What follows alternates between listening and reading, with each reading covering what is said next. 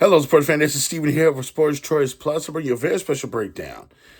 Before I get into my topic, I want to make sure you're subscribed to the YouTube channel so you can get all the updates and all the breakdowns. Without further ado, let's get right into it.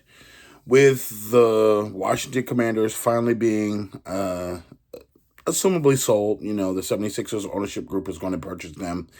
You're looking at Daniel Snyder possibly being the worst current owner in all of sports. Now that he's leaving, who is next up on the ownership group for the worst ownership style or the way that they do it possible? So you got a lot of different candidates. I put it out there on Twitter, and a lot of people were talking essentially. I got a lot of responses. And I got a lot of responses for Dean Spanos, the owner of the Chargers. I got a lot of James Dolan came in a lot of times. James Dolan, who owns the Rangers / New York Knicks, he is one of the worst. The Arizona Cardinals came in. It's been said that the Arizona Cardinals make their players pay for meals. They make their players pay for coffee even. The Bidwell family is charging people for coffee. Multimillionaires and billionaires charge people for coffee. That's crazy. That's crazy. Charging your players for meals and stuff like that when you're making boatloads of money.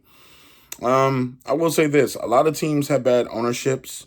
You just see the ins and outs. You hear the horror stories. You hear things like this. A lot of things go on. But the obvious thing here, the obvious answer here is possibly James Dolan. You've seen what they've done with the Knicks organization. You've seen with them throwing guests out, having confrontations with their season ticket holders.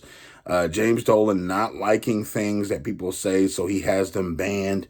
And I'm not talking about anything that's threatening. It could be James Dolan and the Knicks are trash, and then they're banned from the building. Like it's a lot that goes on with that ownership group. But I will say this: every ownership group has good and bad. Some do things well, some do charitable things well, some do, and some just have black eyes all over. But it's tough running an organization. Who knows what you would do with multiple billions of dollars and how you would react if people talk to you crazy. But most of those people are out of touch with regular life.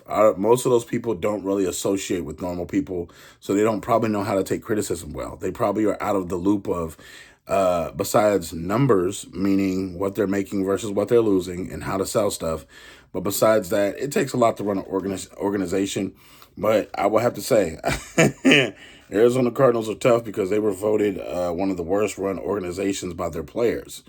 One of the worst atmospheres to work in the NFL. So it's a tough race there.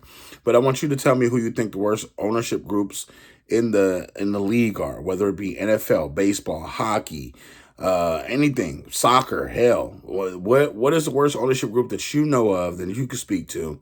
Put your comments in the comment section below. Definitely check out Sports Choice Plus for all the breakdowns and other updates. And we'll see you on the very next video.